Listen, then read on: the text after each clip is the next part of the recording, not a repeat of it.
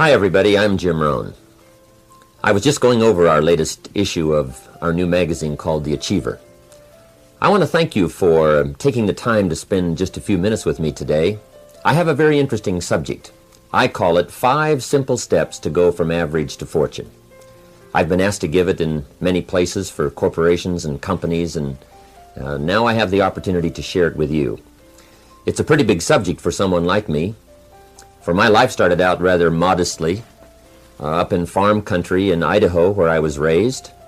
I grew up in this little community of some 4,000 or 5,000 people, and went to high school, graduated, went to college for a year and a half, and then I quit, decided I was smart enough, and got me a job to see if I couldn't make all of my ambitions come true.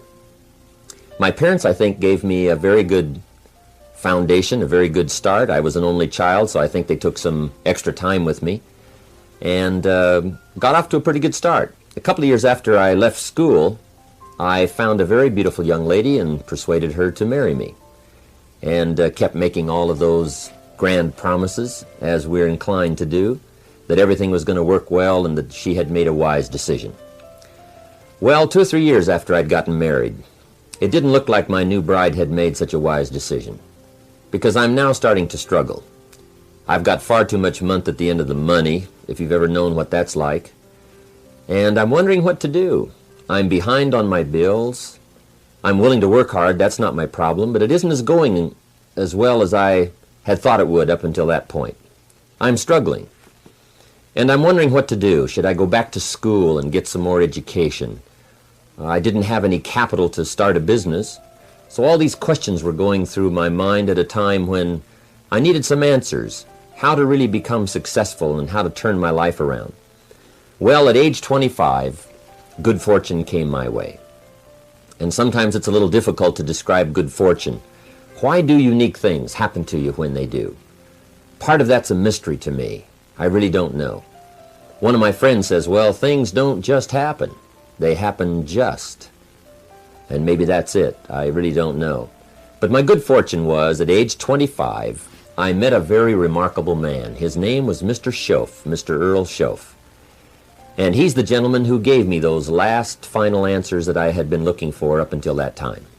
Mr. Schoaf was a very unique gentleman. He was a businessman, an entrepreneur. He had several businesses. And he took a liking to me, and he hired me, and I went to work for him. I spent the next 5 years working for him. And then, unfortunately, at the end of that 5 years, he died. But I did get to spend 5 years with this remarkable man, and he's the gentleman who gave me the answers. He gave me the points and the ideas that helped to really turn my life around. And I will always be grateful for finding someone who took the time to share their information with me. The best thing Mr. Schoaf gave me was not a job. The best thing he gave me was the benefit of his philosophy. And fortunately for me, his philosophy worked for me. I practiced more of my time lecturing and sharing ideas on how to do better, how to make your life personally, socially, and economically work out better. And especially for the last 6 or 7 years, I've had the opportunity to travel around the world. The seminar's been translated in many languages, and I find myself now spending the biggest share of my time lecturing, sharing ideas, and trying to come up with answers that can make a difference in your life. Let me give you this simple little talk, how to go from average to fortune. There's 5 simple steps. You might like to make a note of them. Here's the first one. Get serious. That's number 1. I don't know any substitute for that. You've really got to get serious. You don't have to be grim, but you must be serious. I know a guy that's got a half a dozen jokes keeping him from becoming wealthy. He's not known as rich. He's known as a joker, which I guess is okay if that's the kind of life you want to live. But it really isn't the best way to live. To go from average to fortune, you must get serious. And you must get serious about 2 very important things. Number 1 is setting your goals and where you want to go. Designing the next 5, the next 10 years is so vitally important. What do you want to do economically? Where do you want to go? What do you want to be? What would you like to have? What would you like to share? How much would you like to earn? How far would you like to go? Those are some major questions to ask. And for that all to work out like you want it to for the next 5 or 10 years, in my personal opinion, you've got to get serious. Then you have to get serious about another important subject. And that important subject is called personal development. Personal development is striving hard to become the kind of person that you want to be. And to become the kind of person you want to be, you've got to work at it. 10 years from now, you will surely become someone. The big question is, who? What are you becoming? And if you go to work on it now, sure enough, in a very short period of time, you can take on a new direction to become the kind of person you want to be. There's a very important question to ask, and the question is, 10 years from now, you will surely arrive. And the question is, where? So to answer the question of where you want to arrive and the kind of person you want to be, you've got to get serious. So that's point number one. To make your life worthwhile and unique, to go from average to fortune, you've got to get serious. Now, the second point is, get smart. To make your life work out worthwhile, you've got to have some ideas. You've got to have the information. So you've got to be smart. In fact, in this decade, you must be much smarter than you were in the last decade. You've got to read the books. You've got to come up with the information. When I have a chance to talk to the high school kids, that's the theme of my talk. Get smart. There's nothing worse than being stupid. And if you will read the books, learn from your experiences, do all the things that you possibly can to get the information, sure enough, you'll be wiser this year than you were last year. And I've got a few techniques that I teach in my seminar on how to get smarter, keeping a journal, going to the lectures, going to the seminars, listening to the sermons, picking up ideas from other people. You just must keep up this steady process of learning. Never cease your quest for knowledge. And that's one of the key points to go from average to fortune. Get smart. Now here's number 3. You've got to get going. All of the things that you've learned will not do you that much good if you don't put it into an action plan. You've got to get going. In my management and leadership seminar, we teach game plans, how to put all the good things that you've learned into action. Economic action, social action, personal action. How to make the changes and how to actually do the work, how to actually function. Get going, that's the key. Some people are ever learning, but they don't put it into action. They don't really take the action. It's like the man who keeps bringing materials to the building site and never builds anything. He keeps bringing in the sand and the gravel and the windows and the doors and the roofing material, and he just stacks up all these supplies, but he never builds anything. See, if you do that long enough, fairly soon they'll come and take you away. You've got to do something with what you've learned. You've got to take action. You've got to get going. So that's one of the most important things to learn, how to design your days, how to design your weeks, how to design the months, so that you take the proper action to get the proper return that you're looking for, whether it's economic or personal. Get going. It's a major key. Now here's number 4. You must get excited. And not just the false enthusiasm of just pure positive thinking. You've got to get excited over some very basic things. One is, get excited over your ability to make yourself do the necessary things. Because discipline is major step 1 toward personal progress. And anytime a person wishes to, they can make major changes in their life, personally and socially and financially. It doesn't ever have to be the same after today. No telling what you could do today if you really wish to. The act of murder is a clear indication that a person in one drastic act can forever change the course of their life. It just happens to be in the negative direction. What I would ask you to do, starting today, is get excited about committing an act that's positive, an act that's constructive, to make the changes in your life that you want made, and to go the direction that you want to go. So that's number 4, get excited. Get excited about your potential. Human capacity is usually never the problem. Little children can learn several languages. We can learn to do the most incredible things. All we need to do is take the time to do it. So it's not a matter of capacity. It's a matter of judgment. It's a matter of excitement. It's a matter of will. And it's a matter of wanting to bad enough. So it's pretty exciting to know that any day you wish, you can change your life. Any day you pick out, you can make major changes. It doesn't ever have to be the same again. And that's exciting. Knowing that intellectually and personally, you can actually do the things that will make major changes in your life. That's number 4.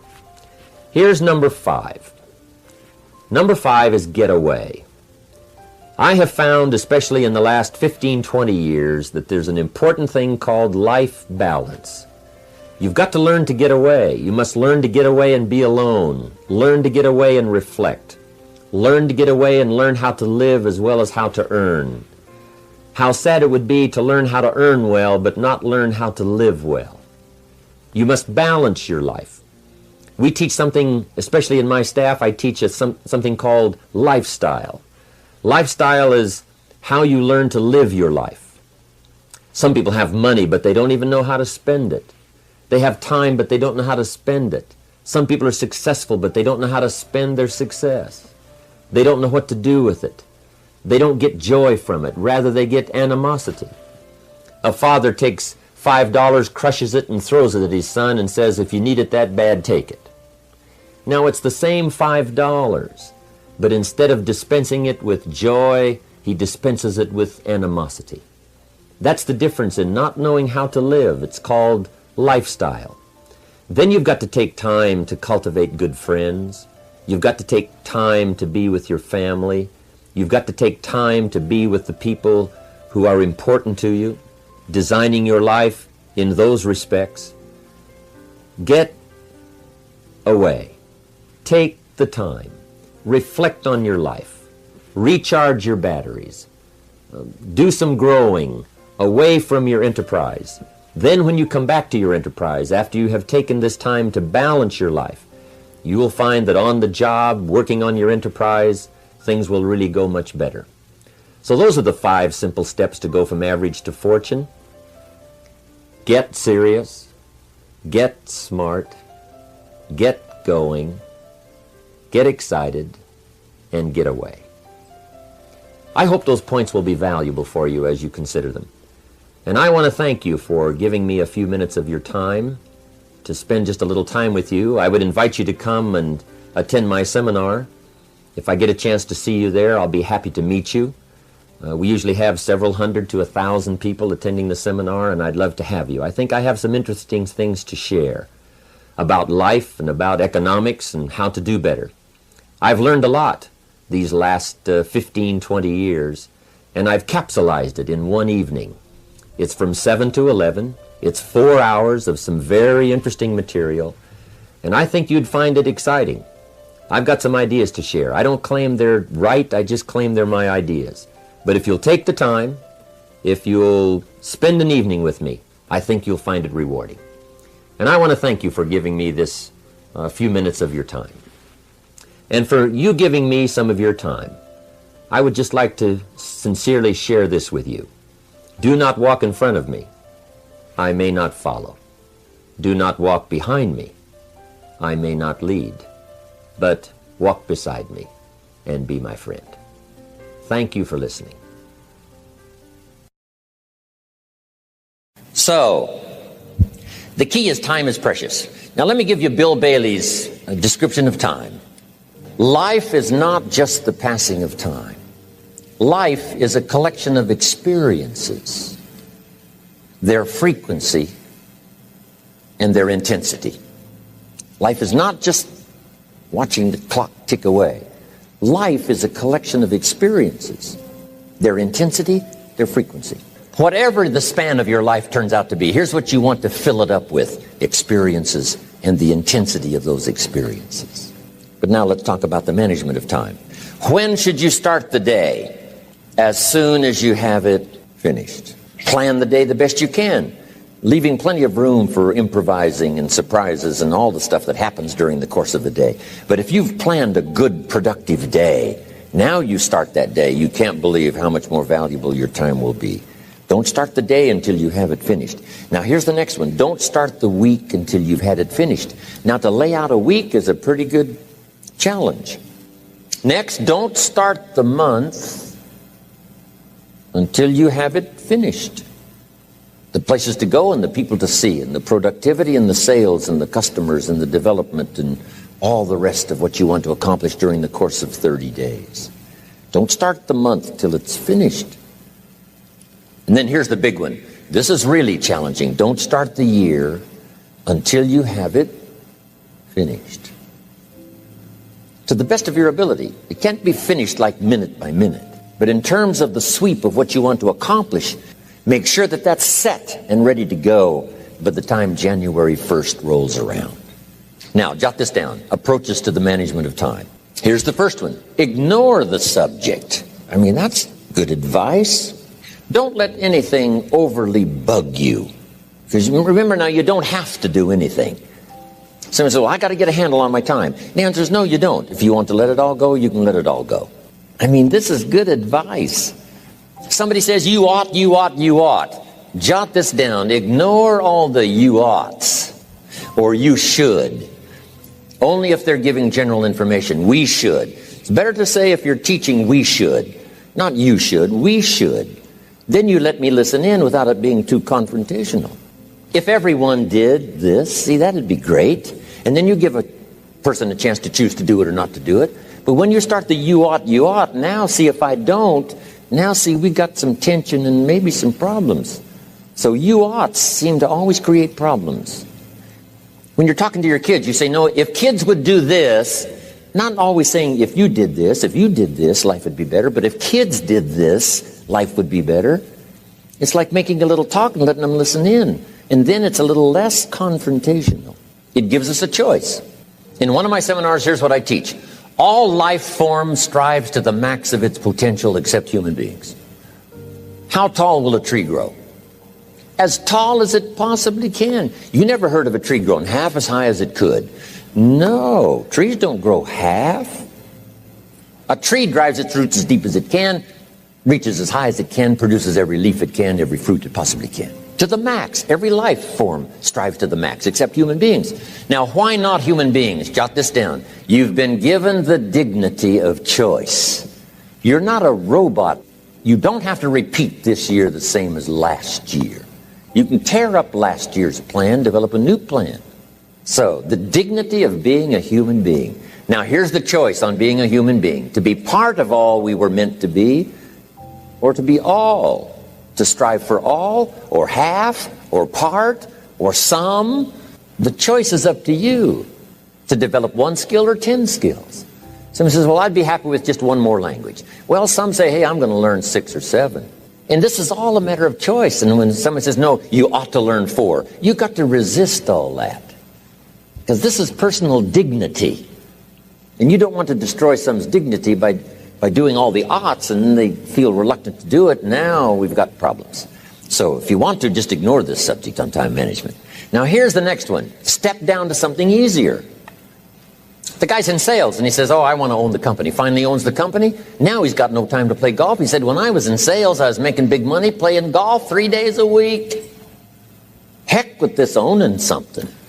Heck with managing. My life was never my own after I started to manage. I'm going back to sales. See, this is the key. If you're getting too pressed, you might consider stepping down to something with a little easier time pressure. Next key to time management. And that's work longer and harder. But see, there's a limit to that. I almost lost my health the first year. I went so crazy about personal development and achievement. I just went bonkers.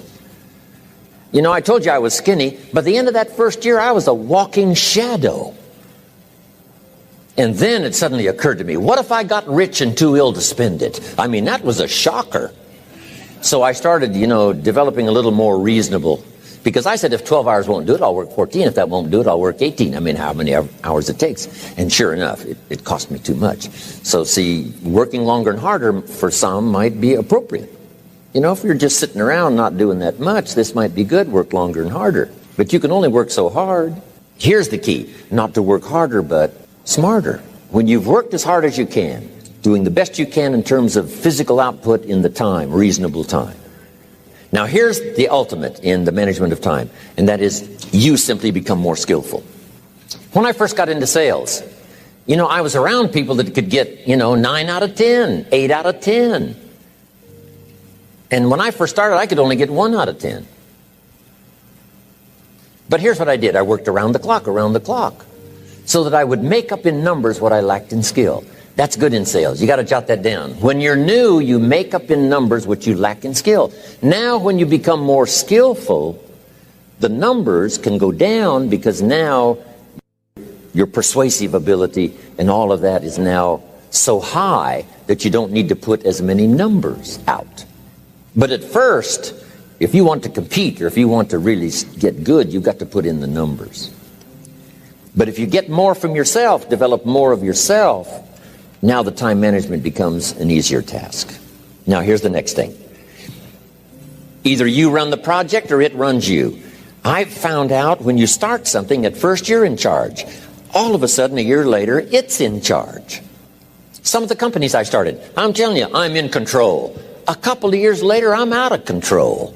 At first, I've got it on the run. 2 years later, it's got me on the run. Haven't got enough time. I'm dizzy with trying to get it all done. So here's part of the key, and that's to get in charge. Say, I'm going to take charge of my health. Take charge of your time. Take charge of your resources, which we're going to talk about next. You're the one that's responsible for it. It's not a requirement of society that you not have a heart attack and take care of your family. That's not a requirement of society, but you must make it a requirement of yourself. Society doesn't require that you build a financial wall around your family nothing can get through. That's not a requirement of society. It's a requirement you impose on yourself to build a financial wall around your family nothing can get through. So impose on yourself this self-development of being in charge, taking charge of your life and your health and your future and your responsibilities and all the rest. Next, reasonable time is enough time to achieve all of your goals. Just jot that down. Reasonable time is enough time. I had to learn that. Reasonable time is enough time. Here's why. It's not the hours you put in, it's what you put in the hours. If you start depositing greater ideas into the hours you've got later than now, I'm telling you, later you can't believe the productivity that will flow. The ideas you can't think of now, a year from now, they'll start to flow. And when you deposit those ideas in the hours you've got, productivity multiplies by 2, 3, 5, 10. Next, time management essential. We've already covered the first one, a written set of goals. And then do priorities on your goals. What's important this week? What's important this month? Here's the next one. Often review. Just go over your goals to make sure that your list is working for you. It's got you inspired. It's got you turned on. Somebody says, how come you're up so early? Say, if you were headed where I'm headed, you'd be up early too. If you were going to meet who I'm going to meet, you'd be up early. If it was going to stack up for you like it's stacking up for me, you'd be getting up early. Here's some more time management essentials. Learn to study what we call majors and minors. You pick up the phone. Here's what you must say when you pick up the phone. Is this a major conversation or a minor conversation? If it's minor, a few pleasantries and you're done. If it's major, maybe you've got to make a few notes. So here's the next one. Important conversations, make an agenda before you make the call. Just jot down a little agenda. It's so easy now to just talk out of your head. Did you ever hear a conversation end like this? Let's see, there was something else. See, you don't look that swift. I can't think of it right now. I'll call you back. See, you look a little incompetent. Let's see, there was something. It escapes me right now. Really? So have you got this now? Make an agenda before you make a call if it's an important call. Now later that saves you all kinds of stuff. So what's major, what's minor? Now here's the key on this. Don't major in minor things. If you take up major time to do minor things, I'm telling you, you'll be behind the curve constantly. Here's what we learn in sales training. What's major time and what's minor time? And if you took a look, if you're in sales and you took a look at a week, you'd say, my gosh, I'm spending 90% of my time on the minor stuff and so little time on the major stuff in the presence of. How many hours in the presence of in my day? How many hours in the presence of during my sales week? Because the time that really counts is in the presence of majors and minors. Here's another key time management essential. Don't mistake movement for achievement. It's easy to get faked out by being busy. Guy comes home at night all exhausted, falls in the chair and says, oh, I've been going. Here's the big question. Doing what? It's not the going. Some people are going, and they're doing figure eights. Progress is small. So don't mistake movement for achievement. Now here's a big one, concentration. I had to learn this. All those years ago, I'm in the shower trying to compose a letter. Found it turns out to be a strange letter. So here's what I learned to do. Save the work till you get to the office. Save the work till you get to the work. Don't try to get to the office on the way to work. On the way to work, enjoy the way. In the shower, enjoy the shower. Then go to work when you get to work. I found this to be helpful. Concentration. Here's another big one. Learn to say no. I'm telling you, in such a social society we have now, it's so easy to try to be a nice person, saying yes, yes, yes to everything. Find yourself overloaded. Now you got to call and make the, well, gosh, you know, all the time it takes to back out of something that you said yes to too quickly.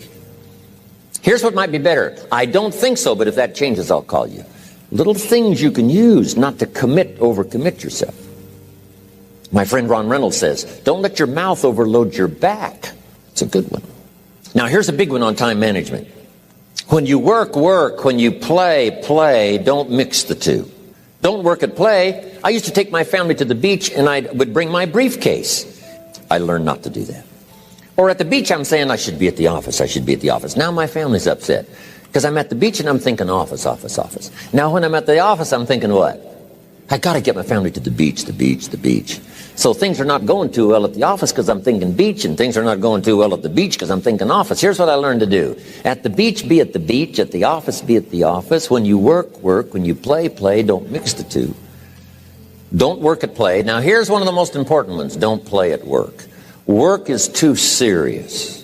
But I'm telling you, you got to be serious about work because you're parting with a piece of your life for the work you do. Your work costs you a piece of your life. Here's what it's called. Serious business. Not grim, not unhappy, but serious. Here's another key phrase. All work is good. You may not like your job, but if it's the stepping stones to get you to where you want to go, you got to appreciate your job. You don't have to have a passion for your job. Here's the ultimate passion. A passion for incredible success in every department of my life. That's the passion. But don't look down on some menial job you have to do to finally get you to where you want to go. No job is menial. No job is not, every job is noble. Training life for pay, making a contribution to society. Next, analyze how you are. And if you have some weaknesses, if you doesn't seem like you can change, here's the key. Get it covered. I used to keep promising myself I'd keep the books, keep the books, keep the books. Finally, I gave that up. And back then, it only took me an extra $50, $60 a month for some accountant to keep the books. I said, no, I'm going to save the $50. You can't believe what I started losing in productivity because I tried to save the $50. So the key is a lot of the time you can stay like you are, but just make sure you get it covered. Next. Beware of the telephone and all other systems of communication, especially the telephone at home and systems of communication at home. And here's one of the best lines I've got for you for the weekend. Let all communication systems serve you, but don't let them intrude. Here's the next one. Read all the books. You know, I've only got a few notes here on time management. But if you've got some particular challenges, you run a big organization, a big corporation, you've got some challenges, there's plenty of books. Now, here's what's next. Just be more alert to the things that might be stealing your time. Here's why. Time is like capital. You can't let someone steal your seed corn. You can't let someone steal your capital. And you can't let someone steal your time. You must designate your time. And some of the time that you designate, you must not let anyone steal. Casual time, you might let someone intrude and steal a little bit and take a little bit, but not serious time. Next, one of the great time management savers is to learn to ask questions up front. Sometimes you talk to somebody for an hour, and then you ask questions and find out if you would have asked those questions up front, you could have saved yourself an hour. Asking questions up front helps you to get to the problem now. But if you just launch into some discourse, you might waste 30 minutes, waste an hour, when here's what you should have been talking about. After you finished an hour, you say, John, what's really the problem? He said, well, it's something personal. See, that's what you should have been talking about this whole hour. Now, here's the last one, thinking on paper, and that's to keep a journal. One of the things I'm known for around the world, have been now for 39, 40 years, is keeping a journal. Now, my journal is not it's not necessarily it's not like a diary. It might be part diary. I'm flying over Ireland, and I write down a few little things that impress me. Today I met this person. Wow, what an extraordinary event. Today I conducted this seminar in Rome. 1,000 people stood up and sang for me. I've got a little bit of a diary in there. But here's what primarily your journal is for: collecting good ideas.